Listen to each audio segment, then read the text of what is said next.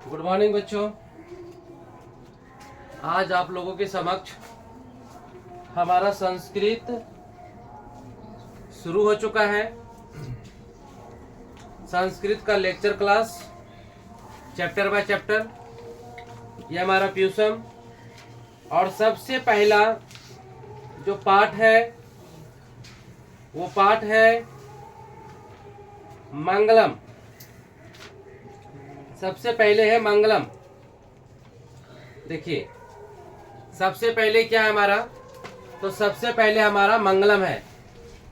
हम आगाज करते हैं, श्री गणेश करते हैं आज इस पाठ का, और आज से संस्कृत का। और ये फिर 10 से 12 दिन के अंदर ये संस्कृत का पूरा लेक्चर समाप्त, खत्म। ठीक है, तो चलिए, इसमें कुल 5 श्लोक है। कुल 5 श्लोक है। देखिए श्लोक 1 यहाँ तक, 2, 3, ये 4 और ये 5, कुल 5 श्लोक है इसमें। ठीक है, और ये पाठ का परिचय है मंगलम। ठीक है, तो हम थोड़ा सा संस्कृत भी पढ़ेंगे और इसका हिंदी अनुवाद आपके बोर्ड पर लिखा हुआ है जो हम आपको समझाएंगे। इस प्रकार से लेक्चर आपका कंप्लीट हो जाएगा, आपका एक भी अंक यहाँ से बर्बाद होने नहीं देंगे। तो चलिए, तो प्रथम अध्याय है, प्रथमा पाठा मतलब प्रथम पाठ है, पहला अध्याय है मंगलम। मंगलम का मतलब होता है शुभ, अच्छा। मंगलम मतलब क्या होता है? अच्छा या शुभ होता है। ठीक है, बढ़िया। तो थोड़ा सा हम पढ़ते हैं। देखिए, उपनिषदः वैदिक वाड्मस्य अंतिमे भागे दर्शन शास्त्रस्य सिद्धांतं प्रकटयन्ति सर्वत्र परम पुरुषस्य परमात्मनः महिमा प्रधानतया गीयते तेन परमात्मनः जगत् व्याप्त नुशासितं चास्ति सा एव सर्वेषां तपसां परमं लक्ष्यम् अस्मिन् पाठे परमात्मनः उपनिषदां पदात्मकः पंचवक्त्रः संकलिता संति। चलिए, तो ये जो अभी हम पढ़े इस मंत्र के बारे में देखिए जरा सा। ये 5वां मंत्र का जो है ना, ये मतलब कि एक तरह से इंट्रोडक्शन समझिए इसको, परिचय। ये परिचय जरा सा हम देख लीजिए कि क्या कह रहा है इस वाले भाग में। इस वाले भाग में बोल रहा है कि सबसे पहले तो पाठ का नाम मंगलम है। पाठ का नाम क्या है भाई? तो मंगलम है। अब मंगलम का मतलब होता है अच्छा या शुभ होता है। मंगलम पाठ जो है ना पद के रूप में है। पद का मतलब होता है कविता। पद का मतलब क्या होता है? तो कविता होता है। पद का मतलब होता है कविता। ठीक है, तो मंगलम पाठ पद के रूप में है, यानी कि कविता के रूप में है। मंगलम पाठ में 5 मंत्र है। इसमें ये भी है, देखिए लास्ट में अभी हम पढ़े थे। ठीक है, लास्ट में कि अस्मिन पाठ है, यानी कि इस पाठ में। ठीक है, अस्मिन पाठ है, इस पाठ में परमात्मा परः उपनिषदाम पदात्मकः पंच यानी 5 मंत्र है, यानी मंत्र संकलिता यानी कि शामिल संति मतलब है। ठीक है, यानी कि इस पाठ में 5 मंत्र शामिल है। ठीक है, चलिए, तो एक मंगलम या मंगलम पाठ में 5 मंत्र है। मंगलम पाठ में कितने मंत्र है? 5 पाठ है, 5 मंत्र। ठीक है, मंगलम पाठ में 5 मंत्र है, यानी कि मंगलम जो ये पाठ है, एक पद है, ये बना हुआ है 5 मंत्रों से मिलकर के बना हुआ है। मंगलम पाठ 4 उपनिषदों से, कितने? 4 उपनिषदों से लिया गया है। अब आएगा क्वेश्चन कि मंगलम पाठ कितने उपनिषद से लिया गया है? तो क्या बोलिएगा? 4। मंगलम पाठ में कुल कितने मंत्र का प्रयोग किया गया है? तो 5। मंगलम पाठ में कितने मंत्र का प्रयोग किया गया है? 5 मंत्र का। और कितने उपनिषद से लिया गया है? तो क्या बोलिएगा?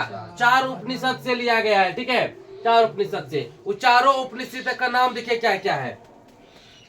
4 उपनिषद से लिया गया है। चारों उपनिषद का नाम, पहले है ईशावास्य, ईशावास्य हो गया, श्वेताश्वर हो गया, मुंडकोपनिषद हो गया, उसके बाद है कंठोपनिषद हो गया, कंठोपनिषद। तो ठीक है, तो ये 5 मंत्र जो है यहीं से, इन्हीं चारों में से कहीं से लिया गया होगा। इन्हीं चारों में से, इन्हीं चारों में से किन्हीं में से लिया होगा। पहला 1 नंबर में है ईशावास्य। पहला है ईशावास्य, मन मन बोलिएगा अभी, ईशावास्य। फिर है श्वेताश्वर, श्वेताश्वर, श्वेताश्वर। उसके बाद है मुंडकोपनिषद, मुंडकोपनिषद, मुंडकोपनिषद। उसके बाद है कंठोपनिषद, कंठोपनिषद, कंठोपनिषद। ठीक है, चलिए, उसके बाद है कि कुल वेदों की संख्या, इसके माध्यम से अभी जान रहे हैं हम कि कुल वेदों की संख्या कितना है भाई। कुल वेदों की संख्या मन बोलिए भी आप, 4 है। कुल वेदों की संख्या 4 है। कुल वेदों की संख्या कितनी है? तो 4। एग्जाम में आएगा क्वेश्चन कि कुल वेदों की संख्या कितनी है? 4, 5, 6 और 7 कितना? 4 हो जाएगा। ठीक है, चलो। तो कुल वेदों की संख्या 4 है। कुल वेदांगों की संख्या कितनी है? 6। वेदांग क्या होता है? वेद के जो अंग होते हैं उसको क्या, वेद के अंग को क्या कहते हैं? वेदांग कहते हैं। वेद के अंग को वेदांग कहते हैं। वेद के अंग को क्या कहते हैं? वेदांग कहते हैं। तो वेद की संख्या 4 और वेदांगों की संख्या 6। ठीक है, चलो। तो कुल वेदों की संख्या 4 है। कुल वेदांगों की संख्या, वेदांगों वेद जो अंग यानी कि वेदांग, वेदांगों की संख्या 6 है। उसके अलावा कुल उपनिषदों की संख्या कहता है 108 है। बोलेगा कि कुल उपनिषद कितने हैं? 108 है। कुल वेद कितने हैं? 4 है। कुल वेदांग कितने हैं? 6 है। कुल उपनिषद कितने हैं? 108 है। ठीक है, मंगलम पाठ में कुल कितने मंत्र हैं? 5 मंत्र हैं। कितने उपनिषद से लिया गया है? 4 उपनिषद से लिया गया है। कौन कौन? बोलो ईसा, बोलो अब तुम लोग भी बोलेगा साथ, बोलो ईसावास्य, ईसावास्य, फिर से बोलो ईसावास्य, ईसावास्य, श्वेतास्वर, श्वेतास्वर, श्वेतास्वर, श्वेतास्वर, श्वेतास्वर, श्वेतास्वर, मुंडकोपनिषद, मुंडकोपनिषद, मुंडकोपनिषद, मुंडकोपनिषद, हाँ, कंठोपनिषद, कंठोपनिषद। यही 4 उपनिषद है। ठीक है, इन्हीं में से लिया गया है। चलो, है यहाँ पे वेद के लेखक। तो वेद के लेखक कौन है? तो वेद के लेखक है महर्षि वेद व्यास। आता है एग्जाम में, कई बार क्वेश्चन आ चुका है। ठीक है, कि वेद के लेखक कौन है? वेद किसने लिखा है? महर्षि वेद व्यास ने लिखा है। ठीक है, वेद व्यास ने वेद को लिखा है। ठीक है, कोई दिक्कत क्या? रामायण पूछेगा कि रामायण के रचयिता कौन है? रामायण किसने लिखा है? तो क्या बोलिएगा? रामायण किसने लिखा है? रामायण लिखा है महर्षि वाल्मीकि ने लिखा है। ठीक है, महाभारत किसने लिखा है? महाभारत किसने लिखा है? बोलो बच्चा। महाभारत भी लिखा है महर्षि व्यास ने लिखा है, यानी कि वेद व्यास जी ने लिखे हैं। ठीक है, वेद महर्षि वेद व्यास जी ने लिखे हैं। महाभारत महर्षि वेद व्यास जी ने लिखे हैं। रामायण महर्षि वाल्मीकि जी ने लिखे हैं ना। महाभारत सॉरी रामायण होने से पहले रामायण लिखा गया ना, लिखा चुका था। ठीक है ना, रामायण का घटना हुआ भी नहीं था कांड, और उसके पहले रामायण लिख दिया गया था। किसने लिखा था? वाल्मीकि जी ने लिखा था। ठीक है, रामायण हुआ भी नहीं है, पहले लिख दिया। पहले लिख दिया राम के जीवन के बारे में कि तुम्हारे जीवन में ये ऐसे ऐसे ऐसे ऐसे ये कांड होगा, पहले लिख दिया था। कांड होने के बाद, घटना होने के बाद ना आदमी लिखते हैं ना, लेकिन रामायण घटने से पहले ही रामायण की रचना कर दी। किसने? वाल्मीकि जी ने। किसने? वाल्मीकि जी ने। चलो, उसके बाद है कि वेद के लेखक महर्षि वेद व्यास उपनिषद दर्शन शास्त्र के सिद्धांत को प्रकट करता है। तो इसमें क्या करता है? तो वेद से हमको क्या मिलता है? तो वेद से उपनिषद दर्शन शास्त्र के सिद्धांत, सिद्धांत जो है इससे प्रकट होता है। किसके? उपनिषद का दर्शन होता है, सीधे जान लो। तो वेद से क्या होता है? तो उपनिषद का दर्शन होता है। ठीक है, उसके बाद देखिए, वैदिक साहित्य के अंतिम भाग को दर्शन शास्त्र कहते हैं। अब पूछेगा कि दर्शन शास्त्र किसे कहते हैं? तो वैदिक साहित्य के अंतिम भाग को, वैदिक साहित्य के अंतिम भाग को दर्शन शास्त्र कहते हैं। संसार में हर जगह भगवान की महिमा गाई जाती है। अब देखो यहाँ पे पूछेगा क्वेश्चन, यहाँ से क्या तुम बोलोगे कि सर ये जो बोल रहे हैं आप, तो यहाँ से क्या क्वेश्चन वहां पूछेगा हमको? यहाँ से क्वेश्चन पूछेगा कि संसार में या जगत में या दुनिया में, तो दुनिया नहीं बोलेगा, जगत भी नहीं बोलेगा, बोलेगा संसार में हर जगह किसकी महिमा गाई जाती है? किसकी? तो बोलो बोलो जल्दी से। संसार में हर जगह किसकी? भगवान की या ईश्वर की या देवता, एक ही बात है। या तो भगवान बोलना है, या तो ईश्वर बोलना है, या तो देवतागण। ठीक है, क्या बोलेंगे? देवगण। क्या बोलेंगे? देवगण या देवतागण या ईश्वर या भगवान। तो संसार में हर जगह किसकी महिमा है? ईश्वर की महिमा है, भगवान की महिमा है। ठीक है, चलिए देखो यहाँ पे, वही परमात्मा यानी कि देव हर जगह व्याप्त है, यानी कि भगवान जो है ना संसार में हर जगह मौजूद है कि नहीं है? कण कण में मौजूद है। किसमें? कण कण में, एक एक कण में, एक एक पत्थर में, एक एक जीव में, बड़का से बड़का हाथी में भी, बड़ा से बड़ा जिराफ में भी है, बड़ा से बड़ा ब्लू व्हेल में भी है, एक मानव में भी है, और एक छोटा से छोटा चींटी में भी भगवान का वास है ना। इसलिए कहा गया कि पूरे जगत में, पूरे दुनिया में, पूरे संसार में किसका व्याप्त है? तो भगवान व्याप्त है। ठीक है, कण कण में कौन बसते हैं?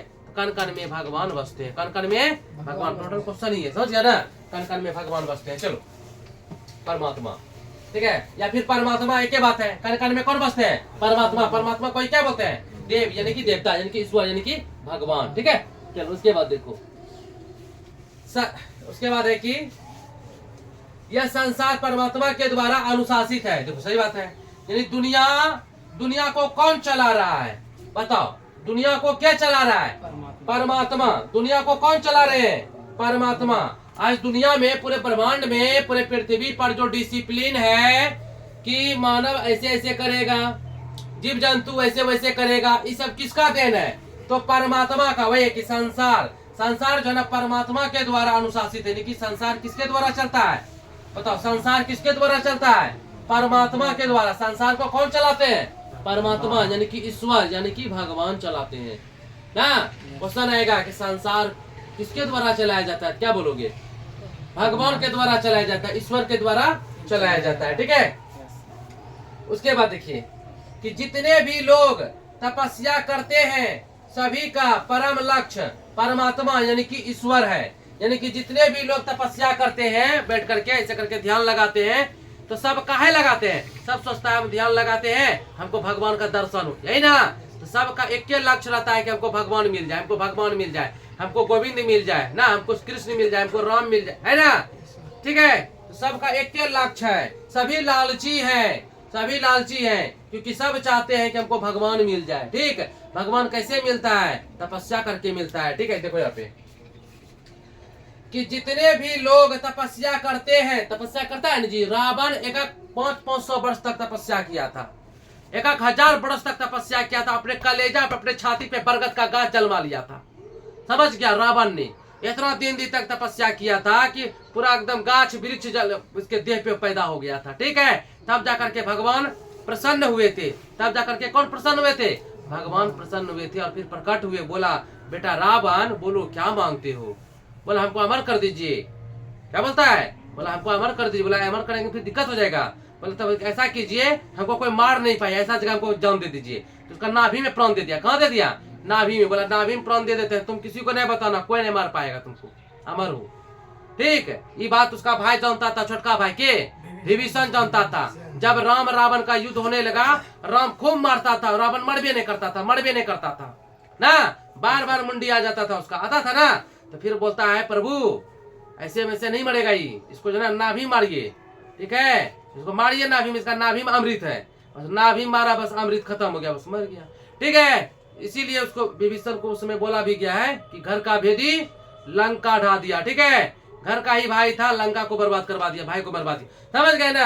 ऐसे वो ठीक किया, कहे कि रावण सही नहीं था, क्योंकि वो दूसरे की पत्नी को छल करके मतलब कि हर लिया था। चलो, तो जो छली होते हैं, या समझिए, जो कपटी होते हैं, जो छली होते हैं, जो धूर्त होते हैं, जो बेईमान होते हैं, उसको भगवान कभी दर्शन नहीं देते हैं।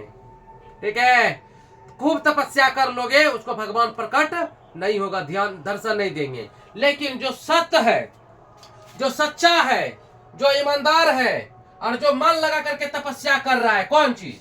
तपस्या जो मन लगा के कर रहा है, उसको मिल जाएगा। कौन चीज मिल जाएगा? उसको परमात्मा, यानी कि उसको ईश्वर मिल जाएगा, उसको परमात्मा मतलब कि दर्शन दे देंगे। ठीक है, समझ गए ना? तो परमात्मा का दर्शन किसको होता है? सच्चा को होता है कि झूठा को होता है? सच्चा को होता है। ठीक है, यह पाठ पद के रूप में है। पद मतलब होता है कविता, यानी कि यह जो पाठ है ना, पद मतलब कविता के रूप में है। ठीक है, इसमें उपनिषद से लिए गए 5 मंत्रों का वर्णन है। किससे लिया गया रे? उपनिषद से लिया गया। क्या गो मंत्र? 5 गो मंत्र है, याद को 1 2 3 4 5। ये 5 मंत्र का हिंदी है ना, संस्कृत किताब में है। समझ गए ना? तो पहला मंत्र हम पढ़ते हैं, देखिए यहाँ पे पहला मंत्र क्या है? हिरण्येन पात्रेण सत्यस्यापि हितं मुखम तत्त्वं पुष्णा पावृतुः सत्य धर्माय दृष्टे अनोरनियान महतो मह्यान आत्मस्य जंतो निर्हितो गुहायाम तम्रकृता पश्यति वितिशोको धातु प्रसादमी हिमान मात्मनः। चलिए देखिए जरा सा, इसके बाद देखिए जरा सा क्या है कि मंगलम पाठ का पहला मंत्र जो है ना ईश्वर से लिया गया है। देखो 4 को देखे थे ना, 4 को देखो, उपनिषद क्या को देखे थे 4 को, नंबर 1, नंबर 2, नंबर 3 और ये नंबर 4। तो पहला मंत्र कहां से लिया गया है? यहाँ से कि यहाँ से कि यहाँ से कि यहाँ से। तो पहला मंत्र देखो, तो यहाँ की मंगलम पाठ का पहला मंत्र ईश्वर से लिया गया है। कहां से? ईश्वर से लिया गया, यहाँ से, इसी से लिया गया है। ठीक है, ईश्वर उपनिषद से लिया गया है। ठीक है, चलिए संस्कृत हम पढ़ते हैं, आपके दिमाग में आपको पल्ला नहीं पड़ता है, कोई दिक्कत नहीं है। ठीक, लेकिन हमको पढ़ना तो पड़ेगा ना, इसलिए समझिए। तो मंगलम पाठ का जो पहला मंत्र है, पहला मंत्र तो कहां से लिया गया है? तो ईशावास्य से लिया गया। कहां से? ईशावास्य उपनिषद से लिया गया है, ईशावास्य उपनिषद से लिया गया है। ठीक है, और इसमें क्या कहा गया है? इसमें कहा गया है कि सत्य का मुंह सोने के बर्तन से ढका है। ठीक है, सत्य का मुंह किससे ढका हुआ है? सोने के बर्तन मतलब पात्र ना, सोने के पात्र से ढका हुआ है, सोने के बर्तन से ढका हुआ है। सत्य का मुंह सोने के बर्तन से ढका है। हे सूर्य उस सत्य को देखने के लिए उस बर्तन को रूप दीजिए। कहता है हे सूर्य भगवान को बोला जा रहा है। ठीक है, कि हे सूर्य उस बर्तन को देखने के लिए ना, कहता उस सत्य को देखने के लिए उस बर्तन को रूप दीजिए। उस सत्य को देखने के लिए बर्तन क्या दीजिए? रूप दीजिए। ठीक है, इसमें यही कहा गया। तो मेन बात यहाँ पे क्वेश्चन ये बनेगा, इसमें एक क्वेश्चन बनेगा और 100% बनेगा। क्वेश्चन है कि सत्य का मुंह किससे ढका हुआ है? क्या बोलोगे? सोने के बर्तन से। सत्य का मुंह किससे ढका हुआ है? सोने के बर्तन से ढका हुआ है। जब एग्जाम में आएगा तब लगेगा हाँ सर सही बताए थे। ठीक है, चलो अगला देखो, यहाँ पे अगला मंत्र क्या है? तो अगला मंत्र है बच्चा, अगला मंत्र है अनोरनियान महतो मह्यान आत्मस्य जंतोर्निर्हितो गुहायाम ताम्रकृन्तु पश्यति वितिशोको धातु प्रसादमिन हिमान मात्मनः। चलिए, तो ये इसके माध्यम से देखते हैं कि क्या बोल रहा है। ठीक है, दूसरा मंत्र क्या कहता है? तो मंगलम पाठ का, यहाँ तो नीचे लिख दिए कि मंगलम पाठ का जो दूसरा मंत्र है कहां से लिया गया है? कंठोपनिषद से। कहां से? कंठोपनिषद से लिया गया है। एग्जाम में आएगा कि मंगलम पाठ का द्वितीय मंत्र यानी कि दूसरा मंत्र कहां से लिया गया है? कंठोपनिषद से लिया गया है। कहां से? कंठोपनिषद से लिया गया है। और दूसरा मंत्र में क्या बोल रहा है ये देखो जरा सा। तो दूसरा मंत्र में कहा गया है कि आत्मा छोटा से बड़ा, आत्मा छोटा से छोटा और बड़ा से बड़ा है। ठीक है, आप जैसा समझना चाहते हैं वैसे। आत्मा छोटा से छोटा है और बड़ा से बड़ा है, जो जंतु के हृदय रूपी गुफा में रहते हैं। जंतु मतलब कि जीव जिसमें कि जान है, जैसे कि मानव, जीव, जंतु, पक्षी ना, पानी में रहने वाला, स्थल पे रहने वाला, सब में जान है ना। और उस सब के अंदर में, उसके अंदर में हृदय है, उसी हृदय में भगवान है, उसी हृदय में क्या है? भगवान है। ठीक है, तो कहता है कि आत्मा छोटा से छोटा भी होता है और बड़ा से बड़ा भी होता है। पृथ्वी पर जितने भी जीव हैं सब में जान है और सबके हृदय में एक गुफा है ना, उसी गुफा के अंदर में ईश्वर का वास है। उसी गुफा के अंदर में क्या है? ईश्वर का वास है, यानी कि रहते हैं। भगवान कहाँ रहते हैं? हमारे हृदय में रहते हैं। भगवान मंदिर और मस्जिद में नहीं, हमारे भगवान कहाँ रहते हैं? हमारे हृदय में रहते हैं ना, हमारे हृदय में रहते हैं। चलो, कहता है कि जो जंतु हृदय रूपी गुफा में रहते हैं, जो कि जंतु के हृदय रूपी जो कहाँ रहते हैं? जंतु के हृदय रूपी गुफा में रहते हैं। जो विद्वान लोग रहते हैं, इसे शोक रहित होकर देखते हैं। ठीक है, शोक रहित होकर। अब यहाँ से क्वेश्चन क्या आएगा? यहाँ से क्वेश्चन आएगा कि ईश्वर कहाँ वास करते हैं ना, ईश्वर या भगवान ईश्वर बोलेंगे, ईश्वर कहाँ वास करते हैं? तो हृदय रूपी गुफा में। कहाँ? हृदय रूपी गुफा में वास करते हैं। एक क्वेश्चन यहाँ से आएगा। ठीक है, कि ये क्वेश्चन यहाँ से क्या आएगा कि सत्य का मुंह किससे ढका हुआ है? सोने के पात्र से या सोने के बर्तन से। यहाँ आएगा कि ईश्वर कहाँ वास करते हैं। क्या बोलिएगा? हृदय रूपी गुफा में, जीव के जंतु के हृदय रूपी गुफा में। ठीक है, चलिए उसके बाद है मंत्र नंबर 3। तो मंत्र नंबर 3 को जरा सा पढ़ते हैं। यहाँ पे देखिए, यहाँ पे मंत्र नंबर 3 यहाँ पे है, सत्यमेव जयते नान्यर्थम सत्येन पंथा विदितो देवयानः येन क्रममित्यस्यो हाप्त कामा यत्र तत्र सत्यस्य परम निधानम। ठीक है, देखिए अब इसके माध्यम से क्या कहना चाहते हैं, इस मंत्र के माध्यम से मंगलम हमको क्या बताना चाहते हैं। देखिए यहाँ पे तो मंगलम पाठ का तीसरा श्लोक ना, क्या है मंगलम पाठ का, क्या ये तीसरा श्लोक है। कहां से लिया गया है? मुंडकोपनिषद। कहां से लिया गया रे? मुंडकोपनिषद से लिया गया है। देखो यहाँ पे 3 नंबर, ये मुंडकोपनिषद से लिया गया है। ठीक है, इसमें क्या कहा जा रहा है? इसमें कह रहा है कि सत्य का सदा जीत होती है। ठीक है, क्या कह रहा है कि सत्य का सदा जीत होती है। जो लोग सच है, जो लोग सच्चा है, जो झूठ नहीं बोलते हैं, उसका हमेशा क्या होती है? जीत होती है, यानी कि सत्य का हमेशा जीत होती है, जय जयकार होती है। अब एकदम में क्वेश्चन आएगा कि किसकी जय जयकार होती है? क्या बोलोगे? सत्य की जय जयकार होती है ना। कौन जीतते हैं? क्या बोलोगे? सत्य की जीत होती है। किसकी जय होती है? तो सत्य की जय होती है। किसकी विजय होती है? तो सत्य की विजय होती है ना। समझ गया ना? चलो, असत्य का नहीं, यानी कि झूठ का नहीं। झूठ कभी जीतेगा? झूठ कभी जीतेगा? वही यहाँ पे कह रहा है, सत्य का सदा यानी कि हमेशा जीत होती है, असत्य की नहीं। देवलोक जाने यानी कि देवता का घर जाने का सत्य ही एकमात्र रास्ता है। अगर आपको भगवान के घर जाना है तो जीवन में कभी झूठ मत बोलो। अगर देवलोक जाना है, देवलोक का दर्शन करना है, क्या बोल रहा है कि देवलोक जाने का सत्य ही एकमात्र रास्ता है। आज से सच बोलना शुरू कर दो, भगवान मिल जाएंगे मरने से पहले ना। भगवान मिल जाएंगे मरने से पहले। ठीक है, तो बस सत्य उसका रास्ता है। अब तुम बोलोगे कि सर मतलब कि भगवान हमको मिलेगा, ठीक है, लेकिन वहां तक हम पहुंचेंगे कैसे? क्या मार्ग है उसका? उसका मार्ग सत्य है ना। क्या मार्ग है? सत्य उसका मार्ग है। जब आप सच्चाई पे रहिएगा तो आपको कौन दर्शन देंगे? भगवान की दर्शन होंगे। ठीक है, अगर आप झूठा रहिएगा, गुंडा वाला काम कीजिएगा तो भगवान आपको कभी नहीं मिलेगा। अगर आप सच रहिएगा और सच बोलिएगा तो आपको भगवान हर जगह मतलब कि दर्शन देंगे। ठीक है ना। तो भगवान का देवलोक का रास्ता क्या है? सत्य है। पूछेगा एग्जाम में क्वेश्चन कि देवलोक जाने का रास्ता क्या है? क्या बोलिएगा? सत्य है। क्या है? सत्य है। सत्य के सहारे हम कहां तक जा सकते हैं? सत्य के सहारे हम कहां तक जा सकते हैं? देवलोक यानी कि भगवान के घर, स्वर्ग जा सकते हैं। कहां जा सकते हैं? अरे देवलोक कहने का मतलब क्या हुआ भाई? देवलोक कहने का मतलब क्या हुआ? स्वर्ग। स्वर्ग यानी हेवन, हेवन अंग्रेजी में बोलते हैं ना, स्वर्ग। ठीक है ना। स्वर्ग में कौन रहते हैं? भगवान रहते हैं। ठीक है, कैसे? आप अच्छा कर्म कीजिएगा तब न जाइएगा, नहीं तो कहाँ जाइएगा? अगर आप झूठा कर्म कीजिएगा और सत्य बोलिएगा, झूठ बोलिएगा, झूठ ठीक है, झूठ बोलिएगा तो कहाँ जाइएगा?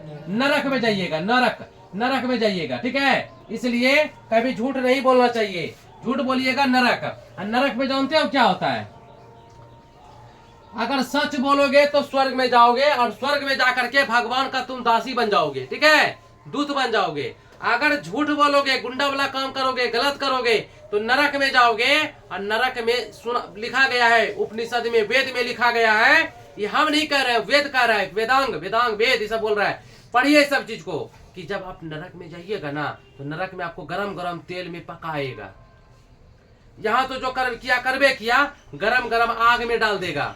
हाँ, कांटा पे बोलेगा रहने के लिए, कांटा पे सो लाएगा, गरम गरम तेल में आपको डाल देगा। ठीक है, समझ गए ना।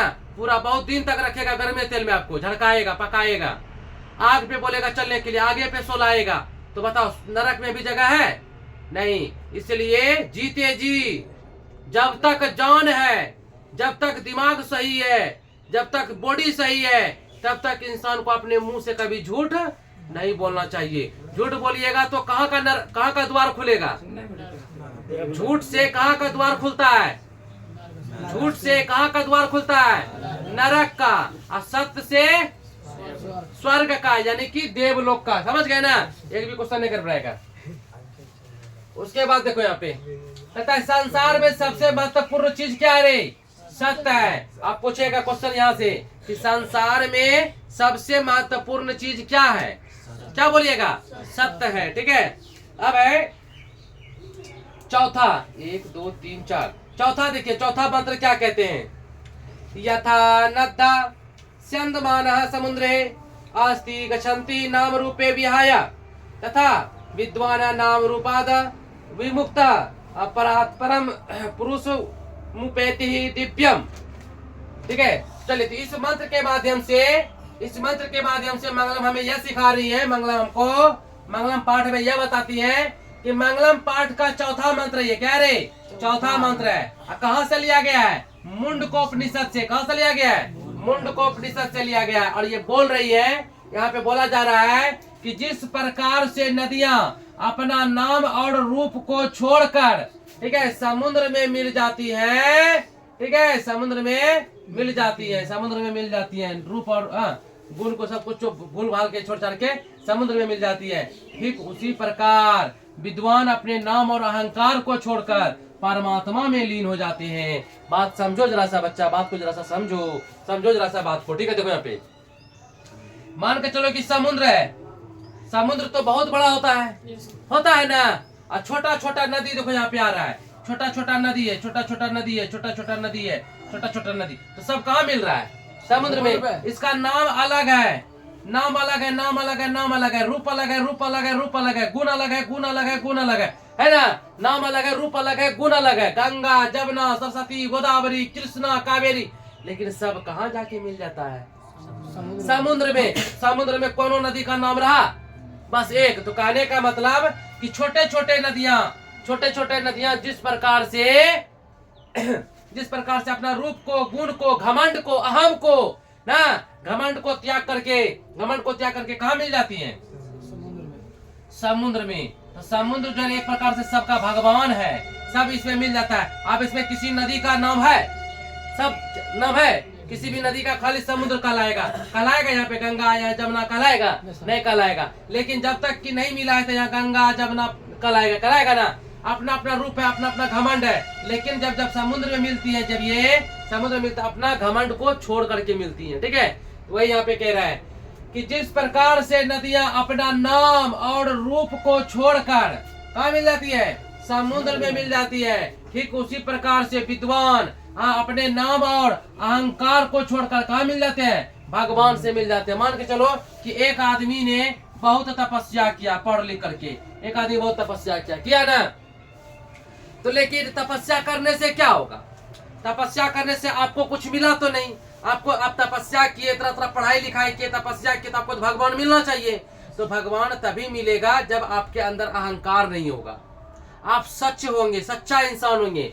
तो जो विद्वान लोग होते हैं, जो बहुत ज्यादा होशियार होते हैं, ठीक है, तो बहुत नॉर्मल होते हैं। वो क्या होते हैं? बहुत नॉर्मल होते हैं, बहुत सज्जन होते हैं वो। ठीक है, सज्जन लोग क्या करते हैं? अपने नाम को भूल जाते हैं, अपने नाम को, अपने गुण को भी भूल जाते हैं, गुण को, अपने घमंड को भूल जाते हैं, घमंड को, अपने अहंकार को भूल जाते हैं, अहंकार को। जब ये सब चीज को भूल जाओगे ना, और झूठ भी नहीं बोलते हैं, हमेशा सत्य का प्रयोग करते हैं ना, सत्य का प्रयोग करते हैं। जब आप नाम छोड़ दीजिएगा, गुण छोड़ दीजिएगा, घमंड छोड़ दीजिएगा, अहंकार छोड़ दीजिएगा, तो आपको मिल जाएगा कौन? बताओ, आपको कौन मिल जाएगा? परमात्मा। ठीक है, परमात्मा मिल जाएगा। कौन मिल जाएगा? परमात्मा, यानी कि ईश्वर मिल जाएगा। ठीक है, कोई दिक्कत? समझा रही बात? हाँ, चलो, वही यहाँ पे बोल रहा है कि विद्वान अपने नाम और अहंकार को छोड़कर किसमें मिल जाते हैं? परमात्मा में, यानी कि ईश्वर में मिल जाते हैं। उसी प्रकार से देखिए मंगलम का 5वां मंत्र क्या कहते हैं? मंगलम का 5वां मंत्र, तो मंगलम का 5वां मंत्र देखिए क्या बोल रहे हैं कि वेदामेतम पुरुषम महांतम।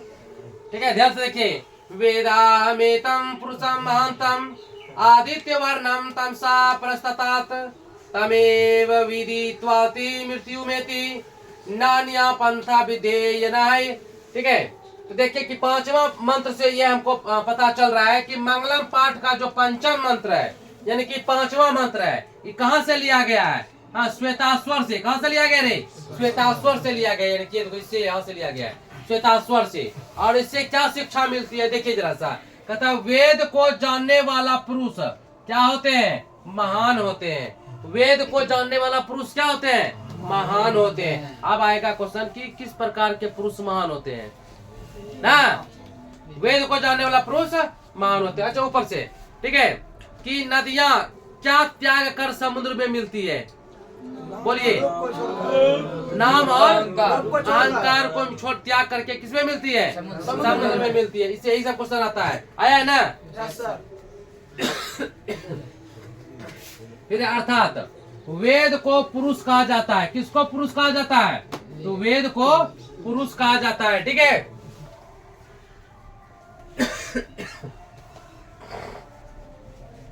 जिस प्रकार सूर्य प्रकाश आने से अंधकार खत्म हो जाता है ना। सूर्य का जब प्रकाश निकलता है तो अंधेरा रहता है जी, रहता है।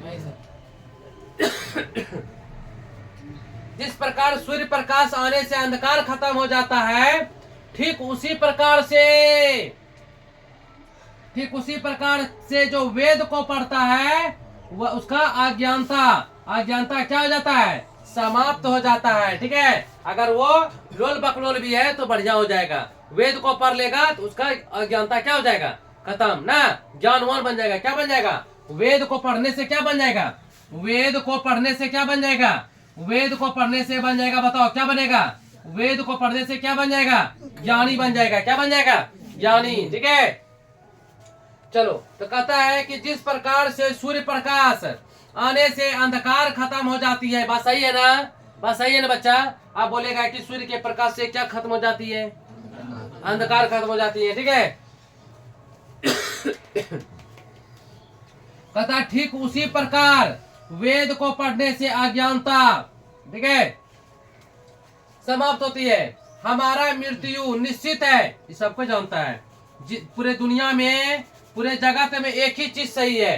ठीक है, पूरे दुनिया में एक ही चीज सत्य है। सत्य क्या है, तो सत्य है मृत्यु। मृत्यु सत्य है। क्या है भाई, तो जन्म हुआ है तो मृत्यु तय है ना। तो पूरे दुनिया में मृत्यु सत्य है। बाकी जितना भी चीज तुम सुन रहे हो, जितना भी चीज तुम देख रहे हो, सारा का सारा झूठ है। दुनिया में एक ही चीज सत्य है, ठीक, वो क्या है, मृत्यु सत्य है। अगर जो दुनिया में आएगा वो यहाँ से जाएगा ना। जिसका जन्म हुआ है उसका क्या होगा, मृत्यु होगा ना। चलो, इसका कोई मार्ग भी नहीं है, इसको कोई रोक भी नहीं सकता है। कोई बचा सकता है क्या, नहीं। कहता हमें उम्र को रहते हुए सत्व आत्मा, अगर जब तक उम्र है, वही बोल रहे हैं, हमें उम्र को रहते हुए सत्व आत्मा को जान लेना चाहिए। यानी कि बच्चा आप लोग जो पढ़ाई कर रहे हो, हाँ उम्र भी है, ज्ञान भी है, पढ़ने भी आते हो, तो दो चीज को समझ जाना, एक सच को समझ जाना, एक आत्मा को समझ जाना कि आत्मा क्या होती है। ठीक है, आत्मा को तो नहीं तुम लोग समझ पाओगे अभी, लेकिन सच को समझ सकते हो। सच तो बोल सकते हो ना, सच तो समझ सकते हो ना। और सच पे रहोगे तो पूरे दुनिया में तुम्हारा कोई बाल विवाह का नहीं कर पाएगा। ठीक है, बात समझ में आ रही है ना, कि नहीं आ रही, समझ में आ रही है ना। चलो, तो इसके बाद देखिए कि कुछ प्रश्न है। ठीक है, हम कुछ प्रश्न करते हैं यहां से, तो बोलिएगा। इसी में से क्वेश्चन आएगा, इससे ज्यादा नहीं, बहुत छोटा सा प्यारा सा चैप्टर है। ठीक है, इसी में से क्वेश्चन आएगा, तो बोलना, सोच विचार के बोलना। ठीक है, तो फिर हम बताएंगे कि पाठ का नाम क्या है, मंगलम। एकदम आवाज दीजिए, पाठ का नाम क्या है, मंगलम। बस, पाठ का नाम क्या है, मंगलम। मंगलम का मतलब क्या होता है, अच्छा या शुभ। मंगलम पाठ किस रूप में है, पद के रूप में। पद मतलब कविता। ठीक है, मंगलम पाठ में कितने मंत्र हैं, 5 मंत्र हैं। कितने उपनिषद हैं, 4 उपनिषद हैं। चारों का नाम बोलो, बोलो। ईशावास्य, श्वेताश्वर, मुंडकोपनिषद, कंठोपनिषद। बहुत अच्छा। कुल वेदों की संख्या, कुल वेदों की संख्या 4। कुल वेदांगों की संख्या, कुल वेदांगों की संख्या, कुल उपनिषद की संख्या। ठीक है, वेद के लेखक कौन है, वेद के लेखक कौन है, महर्षि वेद व्यास जी हैं, इसके लेखक है ना। चलो, तो अब है कुछ क्वेश्चन है, तो बोलिएगा कि मंगलम पाठ के रचनाकार कौन है? महर्षि वेदव्यास। महर्षि वेदव्यास। रचनाकार मतलब लेखक। तो मंगलम पाठ के रचनाकार कौन है? महर्षि वेदव्यास। ठीक है। उपनिषद के रचनाकार कौन है? महर्षि वेदव्यास है। ठीक है। मंगलम पाठ में कुल कितने मंत्र हैं? 5 मंत्र है। मंगलम पाठ में कुल कितने मंत्र हैं? 5 हैं। मंगलम पाठ किस रूप में रे? पाद के रूप में है। किस रूप में है? कुल कितने उपनिषद हैं? बस यही सब क्वेश्चनों को घुराएगा, हम भी वही घुमा रहे हैं। ठीक है, चलो। कुल उपनिषदों की संख्या, कुल वेदांत कितने हैं? 6 हैं। ठीक है, चलो। अच्छा, अणु से भी छोटा क्या होता है? आत्मा। अणु से भी छोटा क्या होता है? अणु से भी छोटा क्या होता है? अणु से भी छोटा क्या होता है?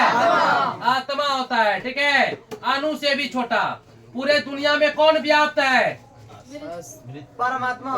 परमात्मा यानी कि भगवान। परमात्मा यानी कि भगवान। कण कण में कौन है? भगवान। कण कण में कौन है? भगवान। ईश्वर यानी कि भगवान ना। कण कण में कौन है? ईश्वर है। चलो, अणु से भी छोटा क्या है? आत्मा।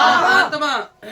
उसके बाद है, किसकी जय हो? सत्य किसकी जय हो? सत्य की। किसकी जय हो? सत्य की। सत्य की जय हो। बहती नदियाँ कहाँ मिलती है? समुद्र में। बहती नदियाँ कहाँ मिलती है? जंतु के हृदय रूपी गुफा में क्या है? आत्मा। आत्मा है, यानी भगवान है, ईश्वर है, तत्व है। क्या है? तत्व है। ठीक है ना, ईश्वर का है बस। ठीक है, ठीक है। कहता है कि ब्रह्म प्राप्ति का विषय किसमें बताया गया है? तो बोला है मुंडकोपनिषद में। ब्रह्म प्राप्ति का ब्रह्म प्राप्ति का विषय किसमें बताया गया है? मुंडकोपनिषद में। किसमें? मुंडकोपनिषद में। मुंडकोपनिषद में। चलो ठीक है, किसका? ब्रह्म प्राप्ति का। ब्रह्म मतलब ज्ञान, ज्ञान की प्राप्ति का। हाँ, किसमें बताया गया है? मुंडकोपनिषद में बताया गया है। ठीक है। देवलोक का मार्ग क्या है? सत्य। देवलोक का मार्ग क्या है? सत्य। सत्य है। सत्य से क्या प्राप्त होता है? सत्य से क्या प्राप्त होता है रे? देवलोक। देवलोक या परमात्मा, या परमात्मा भी रहेगा तो मारना। ठीक है, तो सत्य से क्या प्राप्त होता है? देवलोक। देवलोक क्या? परमात्मा। ठीक है। मृत्यु को बस में कौन कर लेता है? विद्वान। मृत्यु को बस में कौन कर लेता है? विद्वान लोग मृत्यु को बस में कर लेता है। ठीक है, बस कहने का मतलब कि जब चाहेगा तभी मर जाएगा वो ना। बड़ा बड़ा ऋषि मुनि देखता है, ऋषि मुनि मतलब कि प्रवचन देते देते देते फिर ध्यान मग्न हो जाते हैं ना, जाता है ना, अपने आप विद्वान है वो। ठीक है, चलो। किसकी जय नहीं होती है? असत्य की। किसकी जय नहीं होती है? असत्य की जय नहीं होती है। कहता है कि उपनिषद में किस महिमा का वर्णन किया गया है? तो परम पुरुष का। उपनिषद में किसकी महिमा का वर्णन किया गया है? परम पुरुष का, यानी कि महान पुरुष का किया गया है। ठीक है, अच्छा बताओ, कुल उपनिषदों की संख्या कितनी है रे? नहीं, कुल उपनिषदों की संख्या 108 है। कुल उपनिषद की संख्या 108 है। ठीक है। कथा आत्मा का रहस्य किसमें दिखाया गया है? कठोपनिषद में। आत्मा का रहस्य कहाँ दिखाया गया है? कठोपनिषद में। कठोपनिषद में आत्मा का रहस्य कहाँ दिखाया गया है? कठोपनिषद में। ठीक है। परमात्मा की महिमा का वर्णन किसमें किया गया है? श्वेताश्वर में। किसमें? श्वेताश्वर में। परमात्मा की महिमा का वर्णन किसमें किया गया है? श्वेताश्वर में किया गया है। परमात्मा की महिमा का वर्णन या गुणगान या जयगान किसमें किया गया है? श्वेताश्वर में किया गया है। ठीक है। सत्य का मुंह किससे ढका हुआ है? सोने के पात्र से। सोने के पात्र से ढका गया है। सत्य का खजाना कहाँ है? सत्य का खजाना कहाँ है? सत्य का खजाना कहाँ है? देवलोक में। फिर से पूछते हैं, वेदांगों की संख्या कितनी है? वेदांगों की संख्या कितनी है? वेदांगों की संख्या कितनी है? कुल उपनिषदों की संख्या कितनी है? कुल वेदों की संख्या कितनी है? मंगलम में कुल कितने मंत्र हैं? 5 हैं। वेद के लेखक कौन है? महर्षि वेदव्यास। बहुत अच्छी बात है बच्चा। तो चलिए, अब यहाँ से आपका एक भी क्वेश्चन नहीं गड़बड़ाएगा। ठीक है, एक भी क्वेश्चन नहीं। जो भी क्वेश्चन आएगा, 1 गो 2 गो 3 गो जो भी आएगा, इन्हीं में से आएगा। इससे बाहर एक भी क्वेश्चन नहीं जाएगा। एग्जाम में जाने से पहले वीडियो को कम से कम 2 बार देख लेना। और उससे भी पहले इम्पोर्टेंट बात कि आप मेरे चैनल पे नए हैं तो चैनल को सब्सक्राइब कीजिए, लाइक कीजिए अपने भाई बंधु और रिश्तेदारों को भेजे जो 10वीं कर रहे हैं, आपका भी भला हो, साथ साथ उसका भी भला हो। तो थैंक यू सो मच। जय हिंद।